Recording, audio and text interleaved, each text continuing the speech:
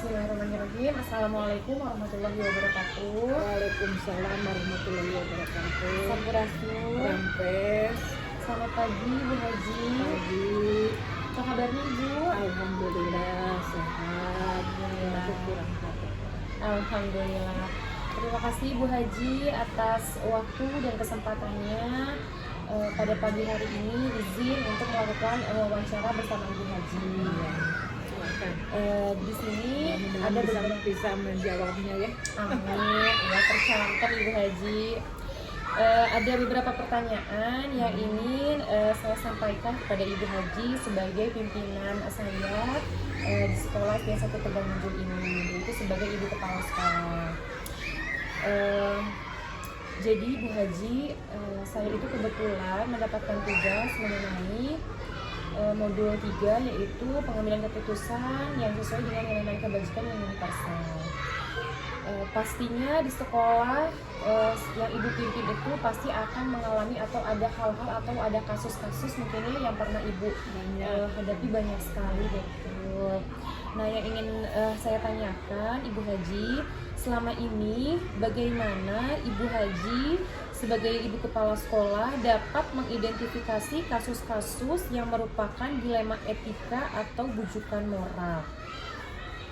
Biasanya misalkan waktu COVID ya, waktu COVID kita kan melaksanakan secara daring. Nah itu guru itu memberi materinya secara daring kepada anak-anak. Tapi misalkan ada melalui HP kan itu, ada anak yang tidak punya HP atau jauh sinyalnya tidak sampai. Nah itu biasanya orang tua dan anak tidak mengerjakan tugas. Nah itu dilema ya. Dilema satu, kita harus melaksanakan daring karena tidak boleh bertatap muka karena COVID itu. Yang kedua, kasusnya ini tidak punya HP dan tidak terjangkau sinyal. Nah itu. Nah Ibu sarankan, walaupun gimana ini guru itu, Bu, gimana Bu? Ini anak tidak punya HP, terus sinyalnya juga nggak ada. Nah, walaupun berat, wayahnya guru itu harus datang ke anak untuk memberi materi pelajaran yang tertinggal karena harus sama antara yang punya, yang lengkap fasilitasnya dengan yang tidak. Ini biasanya HP-nya juga kan dipakainya dari satu itu oleh kakaknya, oleh adiknya, malah dibawa oleh mamahnya kerja gitu. Nah itu aja diantaranya salah satu waktu zaman COVID. Kalau sekarang juga ya ini misalkan ini tadi ada kasus anak yang tidak mau sekolah aja. Kenapa katanya cuman main HP aja di rumah. Sering sudah guru kelasnya laporan, Bu, ini anak tidak sekolah-sekolah. Sudah dari mulai semester ini sering tidak sekolahnya. Udah kelas 6. Sekarang kan kelas 6 itu kan ujian. Materi pelajaran harus disampaikan dengan benar.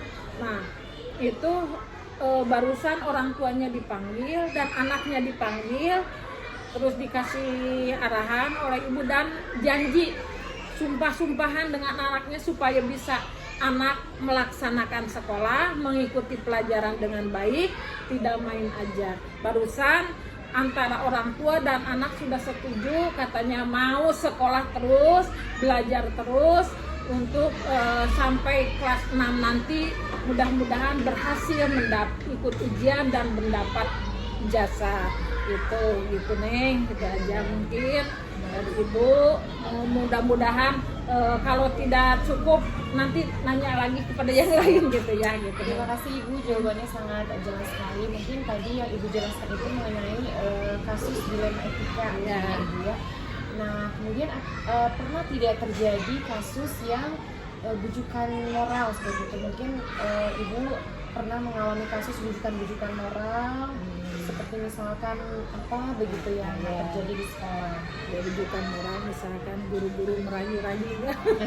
Ya Iya. sekarang juga mau Bu, kalau nanti ada perpisahan mau piknik kemana harus ada uangnya gitu ya, harus ada modalnya apa. Nah misalkan ada acara, kan acara itu biasa ada dana anggarannya di Arkas. Mungkin ada acara 17-an ya, kemarin 17-an kalau meludan itu tidak boleh. Ada acara 17-an, terus ada kegiatan kemarin PPDB ada. Nah itu ya biasanya Bu udah kegiatan habis, udah apa pelaksanaannya udah dilaksanakan. Kalau 17 Agustusan juga Ibu ada ini sisa anggaran, misalkan kan ini udah buat ini, udah semua udah dilaksanakan, udah sukses. Nah ini ada sedikit anggaran yang masih ada sisa katanya. Bu gimana kalau makan-makan gitu. Kalau cukup silakan kata Ibu, ini anggaran udah untuk itu, untuk kegiatan itu. Kalau cukup Bu, kalau tidak cukup kita ngaliwat aja. Nah itu biasanya Ibu gitu kan, boleh aja lah untuk kita bersama, dan bukan untuk salah satu orang, tapi kita dimakan juga bersama gitu Neng gitu.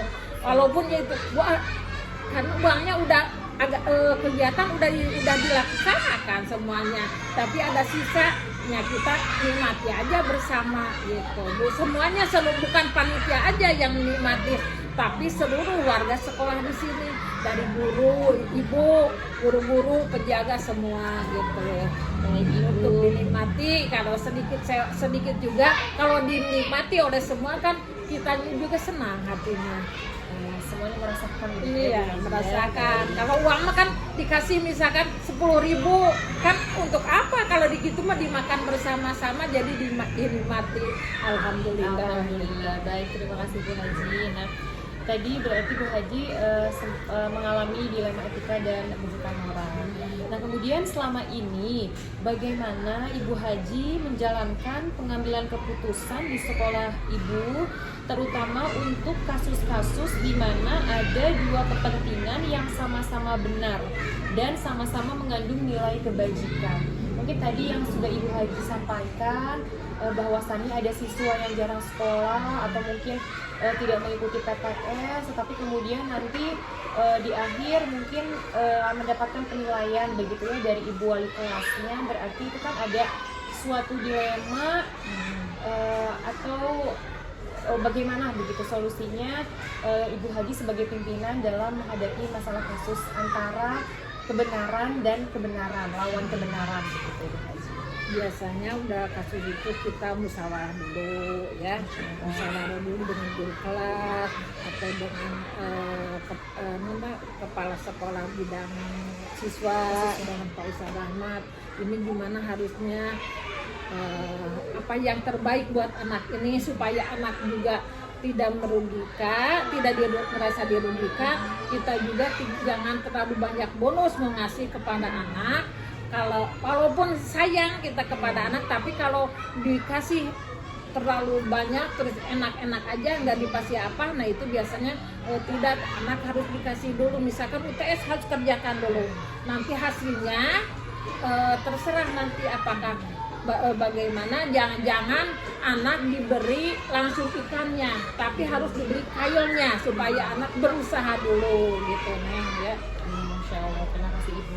Nah kemudian langkah-langkah atau prosedur yang seperti apa yang biasa Ibu lakukan selama ini, Bu? Langkah-langkah prosedur untuk mengatasi masalah yang tadi Ibu sudah sampaikan. Langkah-langkah prosedurnya. Langkahnya biasa ngobrol dulu dengan guru kelas, ya udah musyawarah dengan ya komunikasi dengan Pak Ustadz bidang kesiswaan, terus biasa memanggil orang tuanya ke sini. Apa ini masalahnya, mengapa anak tidak sekolah aja, terus anaknya juga dipanggil supaya anak mengetahui kenapa anak itu, apa masalahnya sampai tidak mau sekolah, lalu dikasih nasihat supaya anak mengerti bahwa pendidikan itu penting buat dianya sendiri, bekal dia hidup di dunia ini buat nanti besar, dewasa gitu. Baik, terima kasih Ibu, langkah-langkahnya cukup jelas sekali ya Ibu ya. Kemudian hal-hal apa saja yang selama ini Ibu Haja anggap efektif dalam pengambilan keputusan pada kasus-kasus dilema etika? Jadi hal-hal apa saja yang selama ini Ibu Haja anggap efektif begitu? Apa efektif Dalam pengambilan keputusan dilema tersebut? biasanya anak yang paling efektif itu orang tuanya dipanggil, anaknya dipanggil, guru juga dipanggil, bersama-sama kita musyawarah untuk menyelesaikan masalah itu yang paling efektif itu, Neng. Jadi kalau ada apa-apa dipanggil dulu orang tua secara kekeluargaan, kita ngobrol, jangan tidak poin bikin dia shock, tapi kita secara kekeluargaan ngobrol untuk kebaikan anak itu, untuk kebaikan kita semua gitu. Mengobrol komunikasi dari hati ke hati mungkin. Iya, dari ya, hati ke ya. hati. Nah, jangan itu kemarin juga waktu anak itu katanya ada waktu kelas 2 panggil aja orang tuanya secara kekeluargaan, nah ini yang ini oh iya Bu, dan dia mengerti. Kita juga enak, kita ibu enak, jadi tidak merasa dihakimi oleh kita. Jadi itu sangat efektif Iya, sekali begitu ya, Bu Haja. efektif jadi Nah, kemudian hal-hal apa saja yang selama ini merupakan tantangan dalam pengambilan keputusan pada kasus-kasus dilema etika? Mungkin pada saat Ibu mengambil keputusan, apakah ada tantangan-tantangan tersendiri? Seperti apa tantangan tersebut? Tantangannya itu setelah memberi keputusan anak berjanji akan benar-benar, tapi nyatanya anaknya melaksanakan hal itu juga yang tidak sekolah lagi. Begitu. Kenapa ditanyakan, Bu, ya udah nggak sekolah lagi. Nah itu tantangan, merupakan gimana tuh sudah begini dipanggil lagi orang tuanya. Nah itu tantangan itu bagi kita itu. Anaknya yang tidak tepat janji, tidak berjanji walaupun sudah janji dengan ibu, dengan guru kelas bahwa dia akan sekolah, tapi nyatanya dia tetap malas aja. Itu merupakan tantangan yang bagi kita. Dan alasan-alasan yang tidak masuk akal itu tantangan. Jadi tantangan itu harus menjadi PR bersama. Iya, PR bersama, bukan saja ya. Jadi kita guru juga harus mengawasi anak. Orang tua juga kan, kita jangan guru aja yang di sekolah, tapi orang tua harus membantu. Tadi juga begitu kan, Bapak harus membantu ini mengawasi anak belajar di rumahnya, bukan hanya saya di sekolah gitu. Kita harus bersama-sama orang tua dan guru di sekolah. Baik, terima kasih Bu Haji. Kemudian satu lagi Bu Haji, apakah Ibu Haji memiliki sebuah kasus atau tatkala jadwal tertentu dalam menyelesaikan kasus dilema etika? Apakah Ibu Haja langsung menyelesaikan di tempat atau memiliki sebuah jadwal untuk menyelesaikannya? Bentuk atau prosedur seperti apa yang Ibu Haja jalankan untuk mengatasi kasus dilema etika tersebut? Jadi ketika ada kasus mungkin ya Bu Haji, apakah Bu Haji itu langsung menyelesaikannya to the point di tempat, atau mungkin Bu Haji mempunyai jadwal prosedur langkah-langkahnya bagaimana untuk menyelesaikan dilema etika tersebut? Biasanya kan udah musyawarah di sini, dia menyelesaikan langsung itu, karena kalau berlarut-larut lama lagi apalagi dengan orang tua kan dia juga banyak pekerjaan di rumahnya, ada banyak bekerja, ada orang tua, anak punya anaknya, jadi susah lagi kalau dipanggil ke sekolah. Jadi ibu mah biasa langsung aja sekarang udah musyawarah, bereskan, selesaikan hari itu juga, tidak dilarut-larut lagi, karena susah kalau nanti dibereskan lagi, panggil orang tua itu susah lagi waktunya. Kita juga, ibu juga mungkin ada kegiatan lagi, terus orang tua juga sama, mungkin ada kegiatan atau yang bekerja di pabrik kan harus izin lagi, susah lagi. Makanya langsung aja setelah kita musyawarah bersama, diputuskan bersama hari itu juga. supaya tidak berlarut-larut. Betul sekali Bu Haji. Dan apakah setelah Ibu mengambil keputusan itu ada langkah-langkah selanjutnya atau prosedur selanjutnya Bu Haji barangkali? Setelah itu ya langkah-langkahnya mah kalau anak biasa diawasi terus si anaknya. Harus anaknya diawasi terus oleh kita dan harus ada komunikasi dengan orang tuanya. Komunikasi dengan orang tuanya supaya dia mendukung, kita juga memperhatikan. Jadi anaknya mudah-mudahan gitu bisa baik-baik ya dan perubahan. Baik. Terima kasih banyak Bu Haji waktunya dan jawaban-jawabannya yang sangat jelas, kemudian sangat to the point dan sangat menambah ilmu pengetahuan saya pribadi Bu Haji. Terima kasih banyak atas waktunya Bu Haji. Mohon maaf apabila selama tadi proses wawancara ada kesalahan-kesalahan kata yang tidak disengaja. Demikian Bu Haji, terima kasih. Wassalamualaikum warahmatullahi wabarakatuh. Jadi juga mohon maaf mungkin dalam nanti menjelaskan kurang dimengerti atau kurang cukup juga. Terima kasih Bu Haji. Assalamualaikum warahmatullahi wabarakatuh.